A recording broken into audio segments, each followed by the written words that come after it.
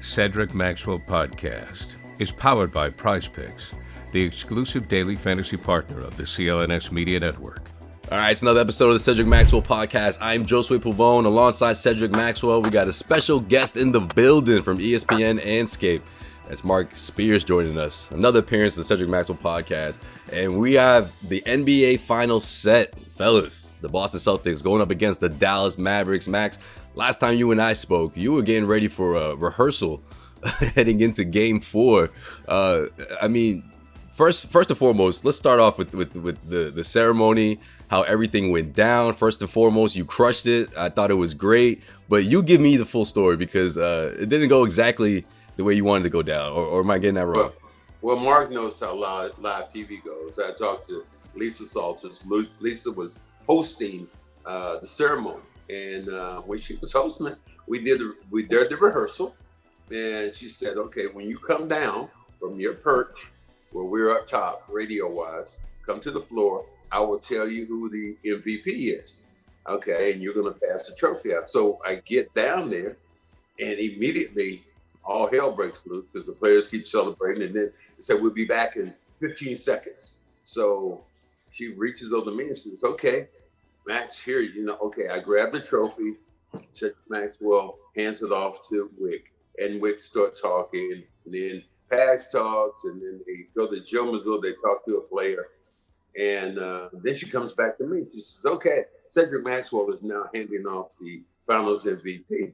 And I looked at her like, "Girl, who is it?" So what I had to do, I had to get a pregnant pause, and that's why I said, "How about them damn Celtics?" And then you could see me leaning into her like, who is it? And let me tell you, Mark, I could have had a Steve Harvey moment. I could have called the wrong name because she had on a little sheet of paper. I had no glasses on, and I'm trying to read it. And then she finally says, "Jaylen Brown." And I finally go, "Oh, all right, Jaylen Brown." I was out there in the middle of no man's land for a minute. And I can Lisa left you out there, huh? Dude, I can only imagine. She told me she was sorry later on, but I only can imagine what would have happened if I'd called Jayson Tatum instead of Jaylen Brown's name. You would have to come out and be like, "Guys, I've made a mistake. Yeah, I've made a mistake." Oh my God.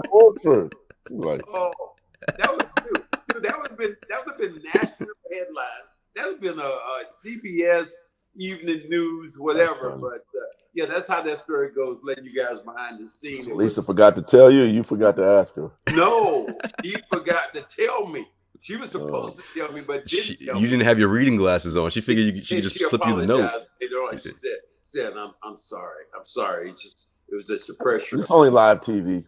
I know, only live TV. And but Max, the way you played it off was perfect, man. I thought that was part of the script. How about them damn Celtics? Dude, I used "How about them damn Celtics?" But Mark, got to ask you, I know everybody's always said that they thought the Celtics were going to be in the finals. Did you see them being in the finals? Yes, no question.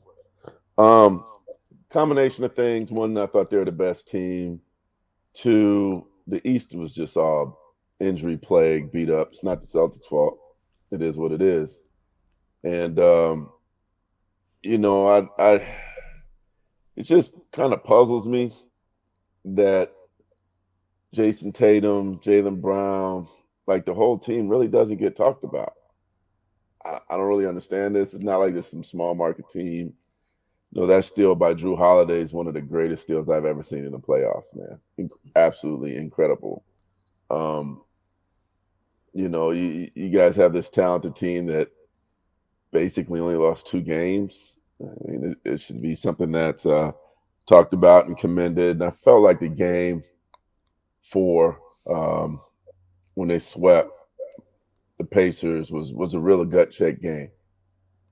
And they made the shots when they needed to make the shots. They punched when they needed to punch. And I'm more of a rest versus Russ guy.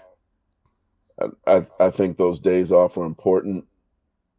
To me, like healthy teams typically end up winning in the end. Now the Mavs finally got some rest that they needed. Luka definitely needs this rest right now. but the Celtics are who I thought they were. I never wavered in my opinion of them. In fact, one of Jrue Holiday's uncles, I told him from the beginning, I was like, the Celtics are going to be in the finals. They're the best team. They're healthy for them. Well, actually, Porzingis got hurt, but at the time they're healthy. Said, and the East is going to make it easy for them. And I feel like those kind of teams that have the talent, the luck, and the health typically win. So I still haven't officially made my pick yet, but keep leaning over to the green side. And that's not because I'm on here with you guys. I just feel like everyone is so eager to give the crown to the team that's up next, right? Whether it was the Minnesota Timberwolves, whether it's the Dallas Mavericks, everyone the national media wants to give those teams the benefit of the doubt. And I get that, but like you said, Mark, like when you have a team like this that's been dominating, that's putting together some like performances that pretty much went against what everyone was questioning this team in the sense of late game execution. Are they going to be able to do the right things at the right time and all that stuff? And I feel like they spelled all those concerns with those back-to-back wins against the Pacers. But everyone's going to talk about how shorthanded these teams are. But it's like, but look at the dominance, though. And I feel like, like you said, it's just not being talked about enough. Why do you think that's the case? That's a good question, man. I don't know why y'all being hated on. Is it because they went to the Eastern Conference Finals so many times? Like, I don't get it, but this is a different team, and then it's like it's funny, like I asked Carmelo Anthony 2 weeks ago, like, who do you see as the best young players in the league right now?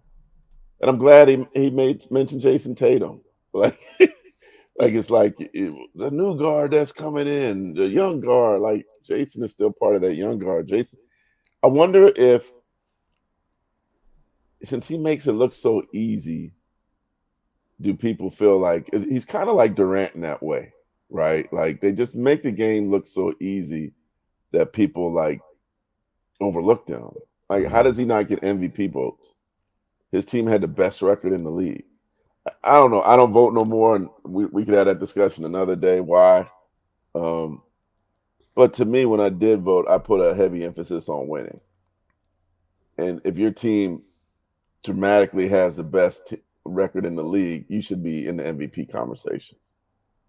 I don't understand why he's not. I don't understand why we're not talking about the two Jays as top duo in the league. But you know what ultimately changes all that? Getting that trophy, man. You get that trophy, and then all the kudos and love come to you. And this is something that Ced knows. Like, they got to get this trophy, man. They got to be in the fabric of Celtic lore. And this club, that club, Ced's in the club. It's a hard club to get into. I don't care what your numbers are. If you don't win a championship, you're not in that club. Jayson and Jaylen, they get that trophy. Celtics see them as a different legend. Yeah. Right. They're viewed at in a different way. I understand that because I would cover the team. I love the history being around it, the pride being around it. But they got to get over this hump, man. All these Eastern Conference Finals. This is the second NBA Finals trip. To me, like they need this bad. They need to get over this hump for their legacy in that town. Yeah, they can't be – Celtics can't be Buffalo. They can't be Buffalo Bills. Get into the Super Bowl all the time and not winning. And I peered in and pulled the curtain back, and during the celebration, I came up to Tatum, and we manned it up, man hug out, and he whispered in my ear. He said, "Man, I'm gonna get you one. I'm gonna get one for you this year." And I looked at him. I'm like, "No, dude, I already got you. You get you one." Hey, you should just say, "Hey, whatever, however way motivates you." It's right. More important, whatever it takes. It's more important because the national narrative has been that these guys are chokers.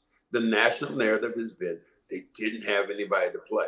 The last time I checked on any of my rings, they don't put like who you had to play. Just put, did you win that year? And were you better than that next team? And that don't even matter because they're good. Yeah, they Right. are. You know what I mean? Right.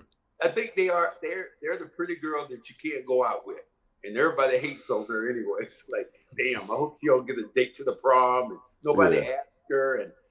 But yeah, if they were to get over this bubble, get burst this bubble, I think they got an opportunity to win a couple of championships here over the next couple of years, because Brad Stevens has done a tremendous job of putting this talent together. I mean, and you look at it, the next step, you're going to say, when you win it this year, you're going to get those veteran players, some more veteran players who want to come and say, well, let me get on this bandwagon and let me just try to get it. You know, I wouldn't be surprised if I saw Shaq come out of retirement just to be on with the Celtics for one more, so he can get another ring real quick. I'm here. I got you, Kobe. I got you. This episode of the Cedric Maxwell podcast is brought to you by PrizePicks. PrizePicks is America's #1 fantasy sports app with more than 5 million members. It is the most fun and exciting way to get in on the action while you watch your favorite sports and players. You just pick more or less on 2 or more player stats for a shot to win up to 100 times your cash. With PrizePicks, you can turn $10 into $1,000 in a single game watching your favorite sports this summer. You can make a PrizePick lineup in as little as 60 seconds. You just need to pick more or less on 2 to 6 players' stats projections, and you're locked in. There's always action on PrizePicks, and this is the perfect time to try out something new. As basketball is winding down, make sure you try out esports this month, because every Wednesday and Saturday in June, if your lineup doesn't win, you'll get your entry fee back. Choose from Counter-Strike 2, Call of Duty, League of Legends, and more. I've been on a roll with these PrizePicks selections throughout the playoffs, and you can be on the same run. Download the app today and use the code CLNS for a free deposit match up to $100. That's CLNS for a first deposit match for up to $100. Download the app today and don't miss out. I'll ask you another question that I was on a show the other day, and they were talking to Kyrie, and I heard you going to be talking to Kyrie's agent or people like that. And I said, they were interviewing Kyrie, and he started talking about things that happened in Boston and all this, and on the court and off the court. And I said, and there were three white people who were on stage with me, and I said, I'm the only one who can say this. I hope Kyrie doesn't try to put the narrative that he's not liked in Boston because he's black. I just would hate for that to happen. Yeah. And the thing I said to him is, and you know as well as I do, in Josue, and they've heard me say this 1,000 times, Boston does not have a monopoly on racism. It's all throughout, but just not. I hope that card isn't played. They don't like Kyrie because of the situation. Kyrie said, I ain't even heard that one, Max. That's new to me. I've not heard that theory. I thought it was all about him saying he was going to stay and leave and stomping on the center court. Said it was when he got somebody. It was when he was here, stomped on the leprechaun, and somebody threw a cup or a bottle at him. A water bottle, yeah. A water bottle at him, and people still say, well, you know how it is in Boston. You know how Boston is. And hey, man, have these people been to the South? For real. Max, you from the South. I'm like, y'all ain't really seen no racism before. Mark's like, this shit's mild up here. Dude, you ain't. It's like the Miller Lite of racism. The South, hey, Max, you heard me? Rodney King, he was beat down in Los Angeles. George Hey, Floyd, no, wait. Minneapolis. Max. Arbery, Max, where are you from? Georgia. Max, where you from? I'm from North Carolina. Some people that say that don't know racism. No, that's hey man, the South take pride in it. Yeah, they're real good at it. I was born during that time. My city, Kinston, North Carolina, we've had all kinds of professional basketball players. That's the one airport that Donald Trump flies into in North Carolina because there's the biggest runway. And boy, them yahoos come from all over to sit there and wait for Trump to get in. So, it's blatant. It's there. Man. I just hope during the playoffs, and if they're booing Kyrie, I hope it's more about they don't like Kyrie than Kyrie being that, oh my God, he's black. I'm not gonna hide that. Well, no, I think it's I covered most of that Mavs series. I was there at the end, and I think Kyrie just wants to play basketball. I'm sure he's going to be asked about it, but he gives some really deep answers, really thoughtful answers. When it came to Boston, it was short and sweet. Okay. Hey, I'm looking forward to a great series. They're a great team. Well, that's all that matters. I think if he keeps to that script, which I think he will, he's if you follow what's been going on with him, it's certainly been a turnaround of epic proportions. If you think about where he was with Brooklyn and how his career was spiraling, right? Like you don't even talk about Boston time no more. You talk about what happened in Brooklyn and the darkness he went through there. And basically goes to Dallas, and he has Nico Harrison, who was the GM of the team, who he's known since his early Nike AAU days, and he got closer with through their relationship with Kobe Bryant. And then Jason Kidd and him have a big brother, little brother relationship. He calls Jason Big Bro. And, they actually, believe it or not, when Kyrie was with the Celtics, he and Jason Kidd had dinner. I think Jason was in between jobs at the time.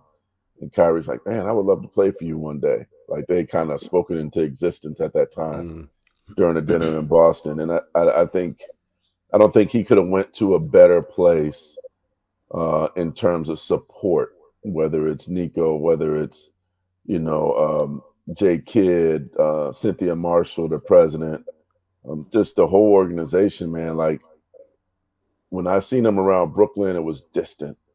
Now he seems like a lot has fallen off of him, and he's hooping, he's balling. So I'm gonna tell you what, I think I like the Celtics in this series, but it's gonna be tough, man. This is gonna be an epic finals. I wouldn't be surprised if it went 7 games. Luka Doncic is absolutely the reincarnation of Larry Bird. The way he could hoop and talk trash. Whoa. Hey, big fella. Slow your roll. No, he good, Max. It take a lot for me to say that. It's worth saying it because but I'm talking about his game and he's gonna be talking trash, man. Yeah, the way he talks. He told the fan, and I heard him that they were going like this because he do whine at the refs a lot, and he said Snoop and Jimmy Jam were right in earshot. Who's crying now, MFer? I was like, whoa. And he just smiled at him. I was like, yeah, that's what I'm talking about. He wants all the smoke, man. People forgetting this guy's been competing since he was a teenager. Like this, shaking his head. So I was Snoop was dying laughing, man. He loved that. That was worth his trip. Right. That was worth his trip to Minneapolis right there. Just that one moment, for real, yeah. Can you imagine Snoop Dogg hearing something that's going to make him cringe? He didn't cringe. He was dying laughing. Yeah. He thought it was hilarious. Yeah. But I'm like, I don't know. Times he's been in, please.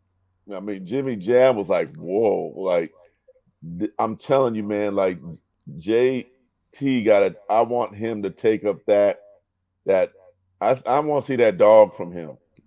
He's going to need that dog. This series is going to be good, bro. I tell you who, this going to be a fight. This episode of the Cedric Maxwell podcast is powered by Game Time. Game Time makes getting NBA Finals tickets even faster and easier. Prices on the Game Time app actually go down the closer it gets to tip-off. With killer last-minute deals, all-in prices, views from your seat, and the lowest price guaranteed. Game Time takes the guesswork out of buying NBA tickets. I actually had to put on a couple of personal friends of mine, to the Game Time app, and they were able to save money on last-minute playoff tickets. It's the best deals around. The lowest price guarantee, or Game Time will credit you 110% of the difference. What other app is doing that? Your purchase is covered with the most flexible customer service policy in the ticketing industry. Take the guesswork out of buying NBA Finals tickets with Game Time. Download the Game Time app, create an account, and use the code CLNS for $20 off your first purchase. Terms apply. Again, create an account and redeem the code CLNS for $20 off of your first purchase. Download Game Time today. Last minute tickets, lowest price, guaranteed. It's the NBA Finals. Who I like, and it could be a difference, but obviously Porzingis, but Brown, yeah. The time he played Luka in Dallas, and boy, he tore him a new ass the last time they saw him. A new one? Yeah, he tore. Oh yeah. He tore him a new ass.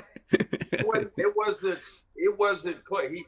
there's a couple plays where he posted him up. He went through his head, hit him with his elbow. So I mean, I'm sure Luka is, if he's that dude. If And he's JB ain't no punk either now. yeah, if he's that Larry Bird dude, you know. But you know, I like the multiple guys that you're able to throw at Luka.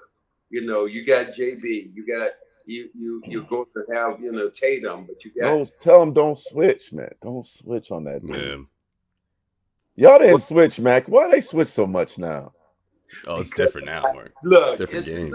This isn't the time when you, me, and Joseph Wade play where you tell that guard, get your ass over that damn pick. You better not make yourself small. That's where he kills make dudes. yourself small because I don't want to get out on the But I think his better games will be like he lives for the Boston crowd. He lives for stuff like that. He's energized in crowds like that. Mm-hmm. You know, I wonder I'd like to see how Kyrie responds because you know y'all gonna be tough on him. Yeah, that's true. That's true. Right. He's going he should expect that. Like I wouldn't even trip off of it. It's gonna be that. He's gonna hear some things. You know, Boston to me is the best place. Forget New York, man. That's the best place to watch a game. It's electric there. The crowd is crazy. They in their seats 20 minutes before the game start. They're ready to go. The basketball IQ is high. It's just a phenomenal place to see a game. And they're going to be on him every time he touch the ball. He's going to hear boos. NBA could not have picked. Well, they don't say pick. But NBA could not have gotten a better series between these two teams at the end of the day. Because this is high drama. Porzingis coming back to play against his old team. Luka trying to win his first championship. Trying to get Tatum and Brown off. You got, you know, Jay Kidd trying to win. This would be his first championship as a coach. A young guy in Joe Mazzulla who is the storyline for this game is incredible because Lakers fans rooting for Dallas. Oh, big time. Of course. You know they're gonna say it's for kids. That's why the Oakland boy. You know they're rooting for Dallas, dog. Oh, of course. You know all right, Mark. Hold on, before we get you out of here, man. Last question. You mentioned it, Max. Kristaps Porzingis playing against his former team. It doesn't look like he's going to be starting this series. How much does that play a part in this series if the Celtics don't get him back in the next couple of games? I don't know where he's going to land up, but if he plays, he's going to make a difference because Gafford and those guys got to come out of that damn zone. They can't be sitting back in the back, getting lobs and all that stuff. They have to get out and play. His mobility, whatever that's going to be, I'm sure the Celtics are going to try to judge there. Can the Celtics beat them without Porzingis? I think they do have a shot, but the extended moments right now, I don't like those as much. I want to have a fresher Al playing about 30 minutes instead of about 40 minutes a game. Yeah. Well, and then the good thing is for both teams, they're going to come in rested. I think that's I don't usually one team comes in, you know, almost at an advantage the first game because their adrenaline is high because they just somehow survived the last series, right? Where the other team is rested. Now you got two teams that are rested. Luka his knee will probably be better because he certainly was dragging that leg. They needed to get that series over with. So I'm curious to see what, if anything, Porzingis can do. The thing that scares me is, you know, I saw Kevin Durant come back. And I saw him blow out his Achilles. This is a high-level game. This is the finals. This is the epitome of basketball at its highest level. So if his body ain't right, this ain't the time to throw him back in there, man. Because I think you're more susceptible to injury when this is the Indy 500, right? This is cars flying. The stakes are high, and I think the stakes probably contributed to what happened to KD, right? It was just it's you got to be revved up to play in a series like this. But I am so excited about this series. The crazy thing for me that I'm thinking about is I'm covering the NBA draft. If this series goes 7 games, it ends on Father's Day, right? On a Sunday. The NBA draft is 3 days later. So instead of going home to Cali, I'll actually probably just get on the train and go to New York for the draft. And it's already in my mind that I don't know what it is, and I feel like this is going to go 7. It's going to go and 7. I'm going to go to New York from Boston in the end. Just wait, before we let him get out of here, I got to ask him, because he said Cali. And there's a lot of people in Cali right now. They're calling me. And, man, the haterade is so thick out there. Do you have a little bit of that in you right now? What? Excuse me? I said, do you have a little bit of that haterade in you because you were a Cali dude? I felt like when the Celtics played Golden State, that you were more of that other color than you were green. Oh man, I know Mark. you gotta be. You know who I root for? He said he was bleeding gold and blue. You know who I root for? Who was that? Cities. Okay. If we could get like Miami versus, can we put a team in Cancun? I root for cities, man. I don't care. Hey, you know who I root for? ESPN and Escape. They pay my check. Great answer. With that, we gotta let it go, just wait. Dude, we appreciate you coming on with us, man. And that franchise changed my career for the better. That green franchise, so I ain't never gonna hate on them. Oh man, but the city of Boston needs one, man. So hopefully that's the case. But of course, we'll be back with another episode in between throughout the NBA Finals. Stay tuned, of course. Weekly episodes here on the Cedric Maxwell podcast. He's Cedric Maxwell. Marc Spears checking in. Appreciate you, Mark. I'm Josue Pavone. We'll see you guys next week. Come on, man. You know this, man.